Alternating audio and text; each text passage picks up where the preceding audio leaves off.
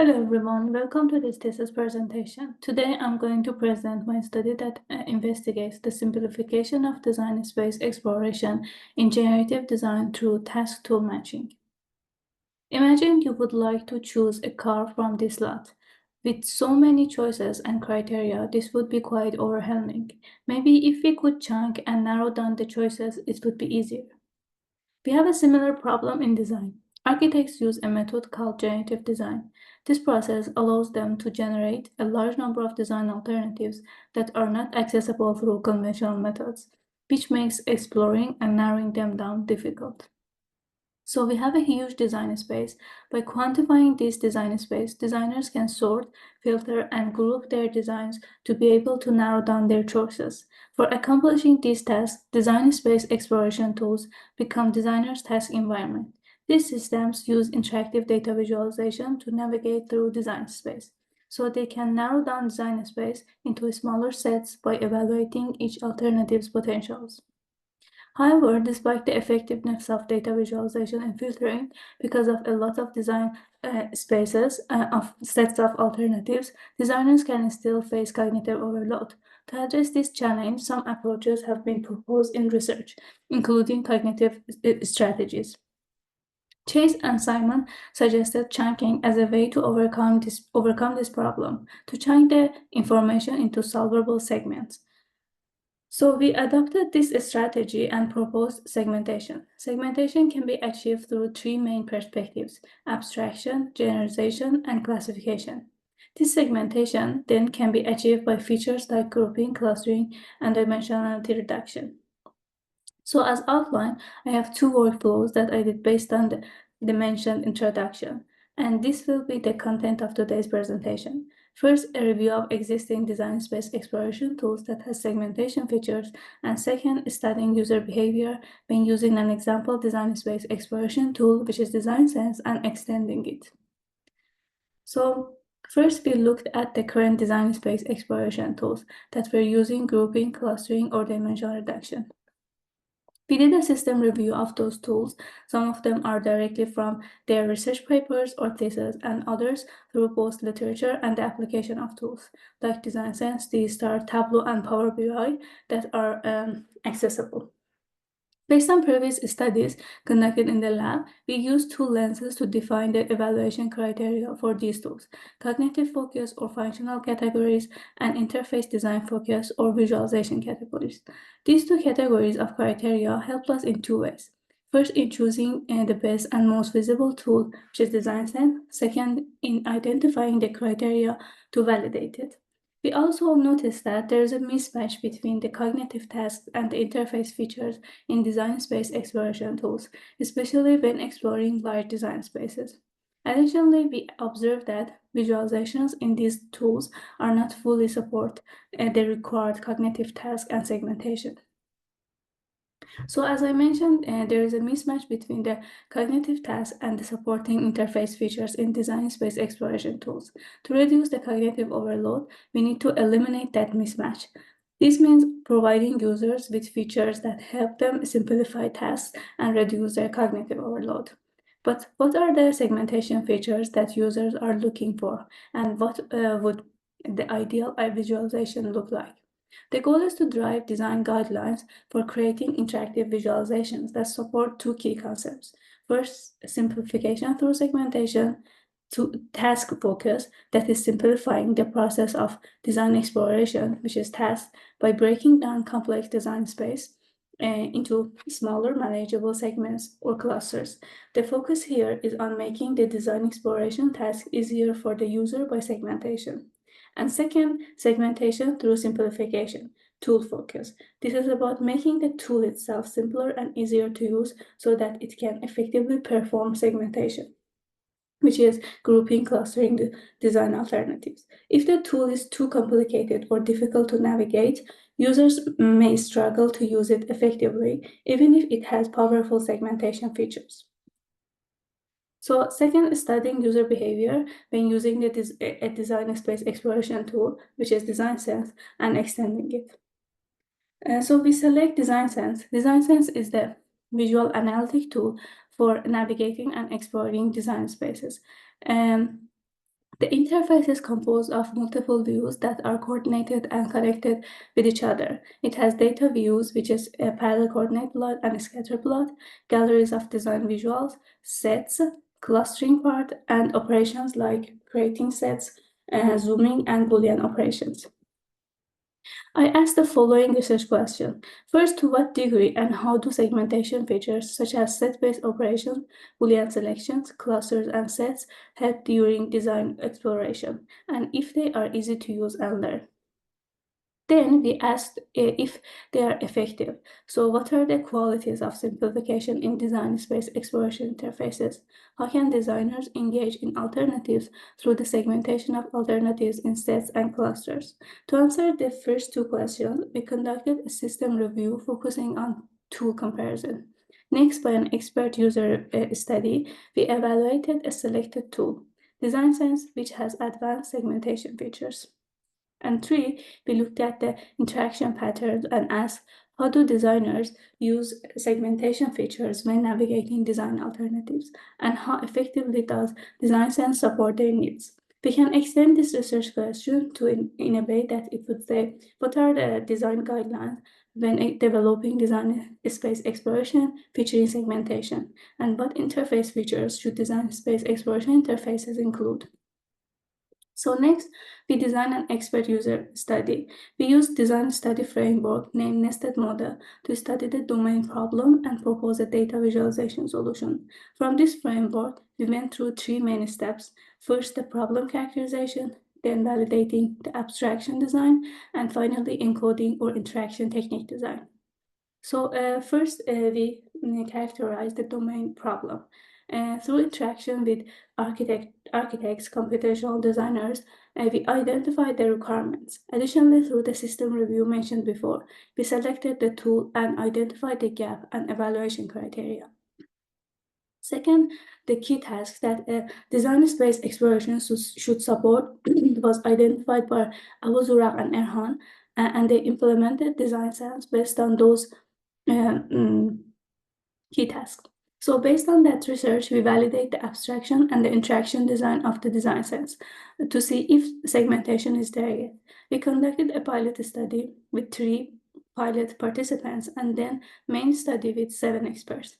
And finally, based on the results from the main study, we proposed design implication and redesign set-based operations. We invited 7 expert participants who are experienced generative designers. 2 researchers conducted a study, 1 interviewer and 1 observer. Time of each session was between 1.5 to 2 hours on average. It was an online study over Zoom, audio video recorded with camera and screen recording with Zoom. So as process, we started by sending invitation emails and a pre-study requirement survey with invitation. And in the session, we started by introduction and the consent form, then demo and design sense, and then a guided exploration with car data sets, and then main task. In main task, we have 2 parts. Part 1, the general tasks, and part 2, the tasks that are focused on set-based operations. In the main task, we use a generated dataset from a case design scenario to design a residential tower near SFU3 campus. Participants were asked to imagine themselves as an architectural design consultant and to explore 252 conceptual design alternatives and select the potential solutions between them. And after main task, we conducted 2 questionnaires, usability or SUS questionnaire and utility questionnaire that participants filled out. And after 2 questions, we have post-task interviews. So we divided our data into 4 categories: notes taken from first observation during each sessions, iterative observation from users' interaction while watching Zoom recordings, participants' answer to the interview questions, and utility and usability post-task surveys. We employed both thematic analysis and axial coding methods, and we analyzed and coded data at 2 levels, task-based and feature-based. First, in task-based analysis, after coding each participant exploration process, I categorize them based on tasks, steps, and their interactions with the design alternatives and tools. This approach allows us to examine user behavior about specific design exploration tasks. and provide insights of usability and effectiveness of various features. For example, this diagram illustrates the tasks and steps that participant 6 took to explore the design space, which is understand, narrow, and decide, and the features he used during the exploration. Also, in the second diagram, it shows the participants' flow of exploration step by step to reach satisfying designs and show movements between parts of the interface through the navigation flow. For example, participant 6 began his design space exploration process by using gallery, then he moves to scatter plot, then parallel coordinate plot, then he backs to scatter plot, and so on. So we repeated this flow interaction for all participants. This visualization shows the thematic movements between the themes and sub-themes while all 7 participants completed the tasks. So based on the flow diagram for each participant and relating their steps to the design space exploration task, we identified 4 main themes. First is exploring overview. It is about understanding the dataset, the overall design space, and the relationship between dimensions to get a broad view of design alternatives. For example, some participants expressed a need for the ability to view and manage all input and output dimensions. After participants understood the relationship between specific inputs, outputs, and forms, they primarily developed and applied criteria to search for alternatives based on those. This involves selecting, filtering, intersecting, or removing alternatives using the scatter plot or parallel coordinate plot. In this step, nearly all participants wanted to closely examine the details and forms of their chosen design alternatives by zooming in and hovering over them. They highlighted that the ability to hover and inspect designs was a valuable feature for checking details throughout the exploration process. Also, in this third steps, some participants expressed that during the focus on selection step, they often lost their place after zooming in and found it challenging to navigate back to a broader view. Next was recall, revisit, and review step, which is about revisiting and reviewing previous selections for further analysis, saving selection and processes into sets and comparing them for revisiting later. Participants preferred exploring design alternatives in a non-linear process, like design process itself, moving back and forth between different steps and sets of alternatives rather than following a sequential path. After task-based analysis, we started to analyze and code based on features. We coded them based on participants' codes, challenges, and suggestions. There are 3 main categories of features. First is coordinated data visualization. It has PCP, scatter plot, and gallery. For example, for PCP, most participants mentioned that parallel coordinate plot was useful to visualize multiple dimensions. Challenges were window expansion for PCP and context loss after zooming, and they suggested easier control over to window expansion, color coding, and history brushing. Next, in supported features, there are zoom, hover, and auto filter features. We have same coding process here too. And finally, set-based operation category, which has clusters, sets, and booleans. And we have same coding process here too. So we have feature-based analysis and the themes from task-based analysis. So we merge them to find design implications. We have 4 main design implications. First is permanent recording backtracking, which is related to the importance of revisiting previously created cells as a memory aid and visually comparing them. Second, create and manage clusters transparently. It is about having more control over the clustering process by seeing and managing all input and output dimensions used for clustering and add scatter plots to better understand clustering process. 3 is overview and check details, being able to view an overall summary before and during exploration, see all dimensions, their ranges, and the ability to define and normalize ranges for each dimension. And 4 is natural mapping to familiar tools. Designers tend to use interactions similar to CAD tools. So they have their own mental model shaped by their experience with CAD tools. So we map those familiar interactions into our design. Based on these design implications, we translated them into three main visual encoding or category of design's features. First is a set-based exploration. We add a navigation bar based on each step that users take to create a set. Also, there is a visual tracker that user can see each step visually. And then in the expanding side view, users can click on one set and it will be expand a visualizing as a gallery where designers can be viewed and sorted. Users can select a set in the expanded side view, which will expand into a gallery view.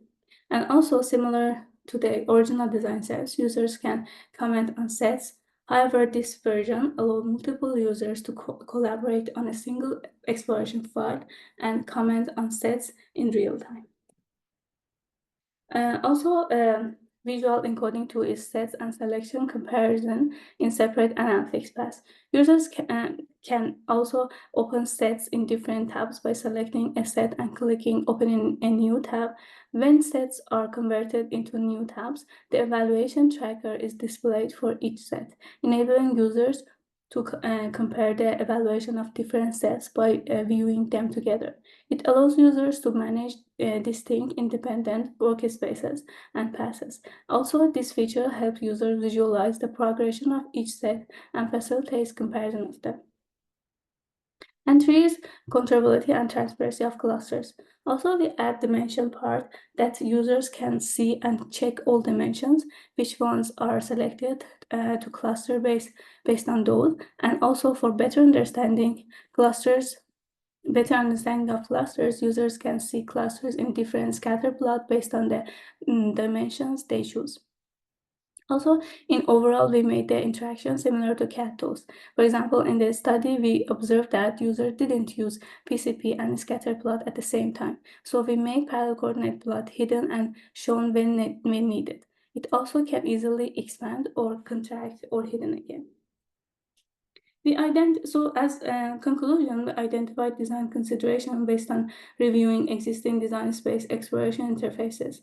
We then proposed a new perspective to resolve the gap in current systems based on the proposed cognitive strategies. We presented an expert users review study of a design space exploration interface, which is design sense. And finally, we proposed a new design of set-based operations for extending design sense based on the user study and literature review results.